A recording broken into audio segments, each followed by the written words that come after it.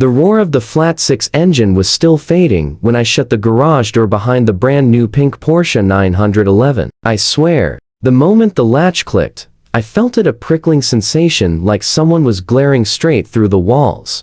And sure enough, when I stepped back outside, there she stood. Karen, our HOA's self-appointed watchdog of the community. She wasn't even on the board, but she spent her days observing everything like a suburban gargoyle armed with the clipboard. I barely made it 3 steps toward the driveway before she power walked over, visor angled like she'd been in the middle of a one-woman golf tournament against her own ego.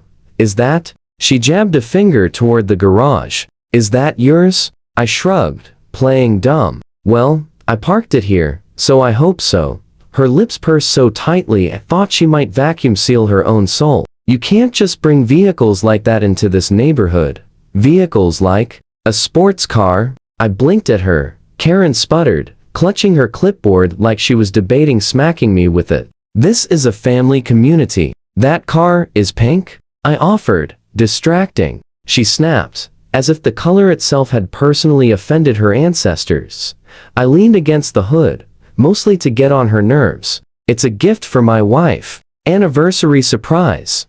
Something shifted in her expression. It was like envy and entitlement collided in her brain and caused a short circuit. She leaned in, whisper yelling, "Well, if it's a gift, then why didn't you think to donate something like that to the HOA raffle? Donate a Porsche to the HOA raffle." I actually laughed. I couldn't help it. That's when she raised her voice loud enough to echo off every roof in the cul-de-sac. I want it for free. It was so absurd that even the wind seemed to pause and go, "Wait. What?" I looked around. Several neighbors were peeking through their blinds like it was a live Netflix premiere. "Karen," I said slowly, "you can't just demand people give you their cars." "Oh, Anne," she hissed. "And I will." And with that, she stormed off straight toward the HOA president's house. I didn't know it yet, but she was about to take this way farther than I ever imagined. The next morning began with the kind of eerie silence you hear right before a storm, or before a Karen decides to weaponize an HOA bylaw. I was sipping coffee on the porch when my phone buzzed with an email titled "Urgent Mandatory HOA Meeting. Vehicle Violation Hearing." A vehicle violation hearing. Over a pink Porsche. I didn't have to wonder who filed the complaint. The sender line said, "At the request of resident Karen H." Of course, that evening, I walked to the clubhouse expecting hidden cameras, because surely this had to be some kind of prank show. Instead, there was a folding table, 4 HOA board members who already looked exhausted, and Karen, seated at the center like she was waiting for her coronation. The HOA president, Mike, cleared his throat. "Let's get started. Karen, you filed a complaint regarding your neighbor's new vehicle." She stood with the dramatic flair of someone about to demand a duel. "Yes, the car in question is disruptive, inappropriate for our community aesthetic, and an obvious display of wealth intended to make other residents feel inferior." I raised my hand. "It's a gift for my wife." "That's even worse," Karen barked. "If he can afford luxury cars for fun, he can certainly contribute more to this community." Mike sighed the sigh of a man who had clearly battled this woman before. "And what exactly are you asking for, Karen?" There was a beat of silence, and then she said it triumphantly, like she had just solved world peace. "I believe the vehicle should be seized by the HOA and repurposed for our annual charity raffle." Mike blinked. "Seized by the HOA?" "Yes," she said, arms crossed, chin raised. "I want it for free, for the community." A couple of board members stared at her like she had just suggested annexing the neighboring county. "Karen," I said, fighting to keep the sarcasm from spilling everywhere, "you know the HOA isn't a government, right? You can't just take people's cars." She jabbed her finger at me again. "Then fine. If you refuse to comply, the vehicle must be removed from the neighborhood." The room buzzed. Mike rubbed his forehead. "Look, we'll need to review this. We'll reconvene in 24 hours. Karen smirked at me as everyone filed out. "This isn't over," she whispered. And the thing is, she was absolutely right. Because the next day, things went from weird to outright hostile. I woke up to the sound of something metallic scraping against concrete. Not a noise you ignore, the kind that sinks your stomach before you even get out of bed. I rushed outside, still in pajama bottoms, and froze. Karen stood in my driveway with the tape measure pressed against my wife's Porsche. "What are you doing?" I demanded. She didn't even flinch. "Measuring," she said coolly, scribbling on her clipboard. "This vehicle violates the maximum allowable driveway projection by at least 2 inches. It's inside the garage," I shot back.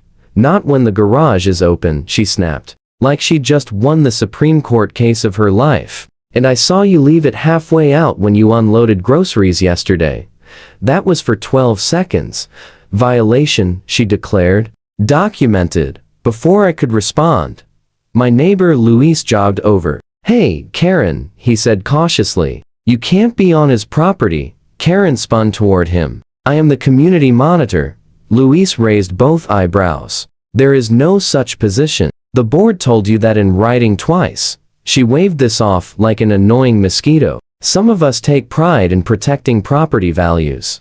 I stepped in front of the Porsche, arms crossed. "If you touch this car again," she threw up a hand. "Oh, I'm not touching it."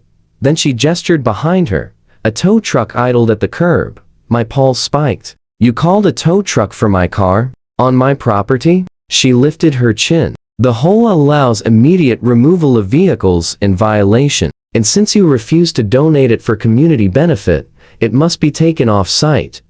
The tow driver, who looked like he wanted absolutely nothing to do with any of this, shrugged helplessly. "She said it was her car." I almost laughed at the absurdity. "Almost. This car is registered to my wife. Want to see the title?" Karen's eyes flickered with something close to panic, but she doubled down. "Paperwork can be forged." Luis stepped forward. "Ma'am, if you touch that car, you're committing a crime." Karen glared at both of us, grabbed her phone, and hissed, "Fine, I'll escalate this. The board will have to act now." And with that, she stormed away again, leaving the tow truck driver awkwardly shifting his rig back into gear and rolling off down the street. But she wasn't done. Not even close, because that night, she made her boldest move yet. Night settled over the neighborhood with that uneasy quiet that comes after a tornado passes, but before you know whether a second one is forming. My wife and I were finishing dinner when a heavy thud hit our front door. Not a knock, a thud.